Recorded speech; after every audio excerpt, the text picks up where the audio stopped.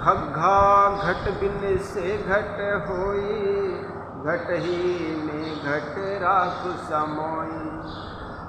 जो घटे घटे घट ही फिर आवे, घट ही में फिर घट ही समावे।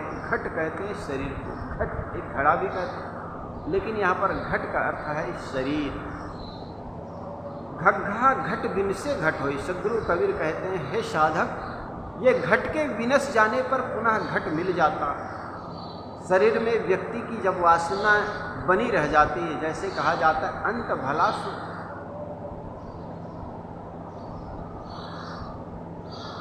अंत मति सो गति। अंत में व्यक्ति की जैसी मति होती है वैसे उनकी गति होती है। और अंत में अगर हमारे मन में काम वासना है, संसार के प्रति आसक्ति है, तो निश्चित जानिए हमें पुनः ये शरीर धारण करना पड़ेगा। जैसा एक व्यक्ति शाम को सोता है, उनका जैसा चिंतन होता है, मनन होता है, सुबह उठते ही उसका प्रथम चिंतन वही होता है जो उस सोते समय का अंतिम चिंतन बनता है। इसी प्रकार व्यक्ति के मरने के समय जो अंतिम वासनाएं होती है, वही वासनाएं उनका देह धरने का कारण बनता है।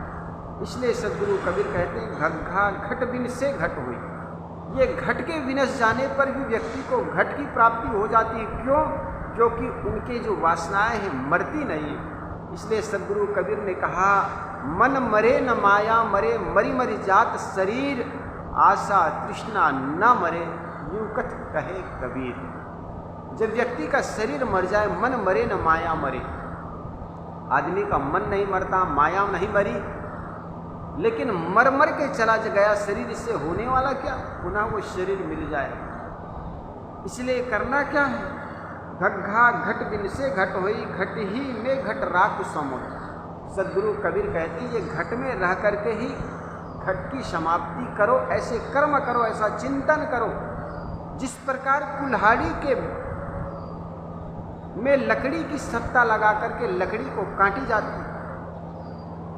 कुल्हाड़ी में लकड़ी की सत्ता लगा करके ही लकड़ी को काटी जाती है। इसी प्रकार मन की सत्ता लेकर मन को ही काटना होगा। हमारे मन में जो वासनाएं उठती है, उस वासनाओं को काटने के लिए किसी कुल्हाड़ी की जरूरत नहीं, बल्कि मन की वासना को काटने के लिए मन की सद्ज्ञान की जरूरत है। और सद्ज्ञान की सत्ता लेकर इस मन रूपी वासनाओं को काटी जा सकती है। तो निश्चित मानिए, ये शरीर में रहते रहते शरीर को घटाया जा सकता है। शरीर पुनः, जैसे आचार्य शंकर ने कहा, पुनरपि जननी जठरे शयनम, पुनरपि जननी जठरे शयनम, पुनरपि जननम, पुनरपि मरणम, पुनरपि जननी जठरे शयनम। आदमी पुनः जन्म लेता है, पुनः मरता है और बार बार माँ के गर्भ के जठर अग्नि के ताप को सहता है। कारण क्या है? मूल में हमारी अपनी वासनाएं। कई बार कई तरह के लोग होते हैं, जैसे धान का धान होता है, गेहूं का गेहूं होता है, उस प्रकार मनुष्य का मनुष्य होता है। ऐसे कुछ तथाकथित सिद्धांतिक लोग कहते हैं। लेकिन अगर धान से धान होता है तो केवल बीजी असर होता है, उसमें वासनाएं नहीं होती है।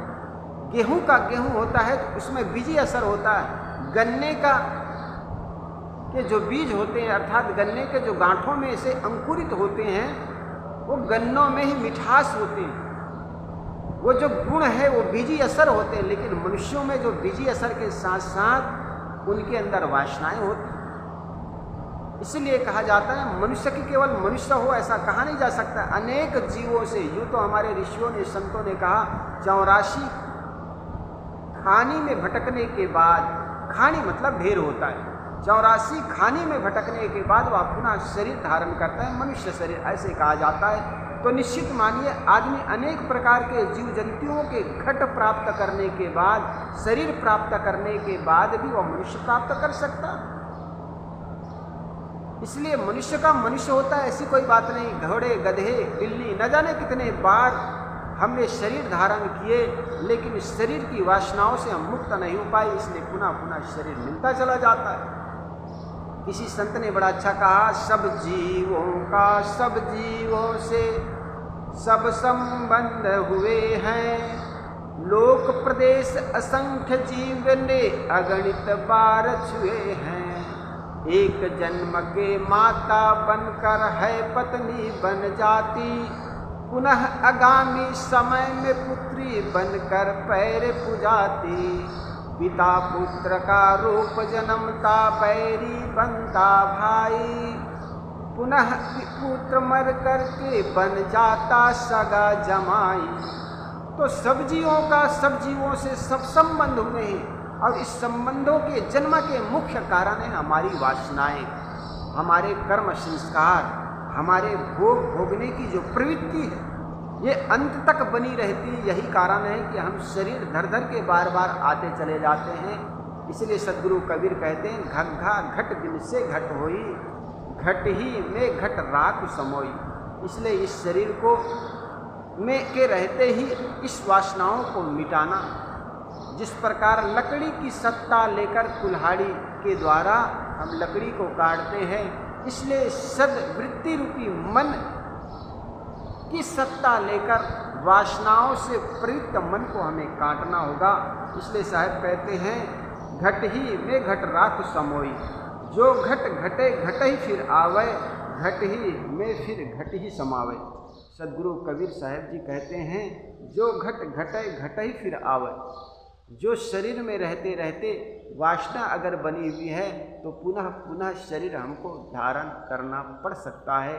इसलिए हमें करना क्या है, घट में ही घट राखु समावे, घट ही में घट राखु समावे, या घट ही में फिर घट ही समावे। ये घट के रहते ही घट का पुनः जो मिलने वाला है वो समा जाए, नष्ट हो जाए, ऐसे हमें कृत्य करना चाहिए।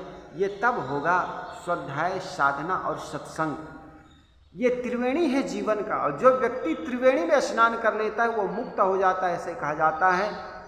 और निश्चित मानिए, सद्गुरु संतों के बताए इस त्रिवेणी में अगर एक बार स्नान कर लेता है, स्वाध्याय, साधना और सत्संग। सत्संग का अर्थ होता है अपने आप का संग कर लेना। कई बार आदमी कुसंग को भी सत्संग का नाम ले लेता है। सत्संग में जाकर के जर्दा खाना, भांग, तम्बाकू, बीड़ी, डोडा, अनेक प्रकार के व्यसन करना भी करते करते कुछ भजन गा लेना, आदमी मानता है हम सत्संगी। ये सत्संग से तो व्यक्ति का और बंधन बढ़ता चला जाता, जिससे व्यक्ति का बंधन कटे वो है सत्संग।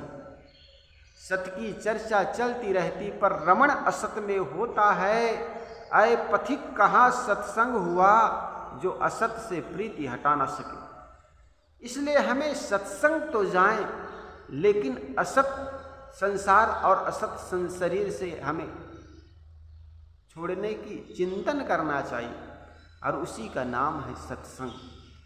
लेकिन सत्संग में बैठ करके भी आसक्ति का त्याग ना हो, वही नशा व्यसन में पड़े रहें, तो सत्संग का कोई अर्थ नहीं हुआ। इसलिए त्रिवेणी का संगम है, जिसमें व्यक्ति गोता लगाए, सत्संग, स्वाध्याय और साधना करे,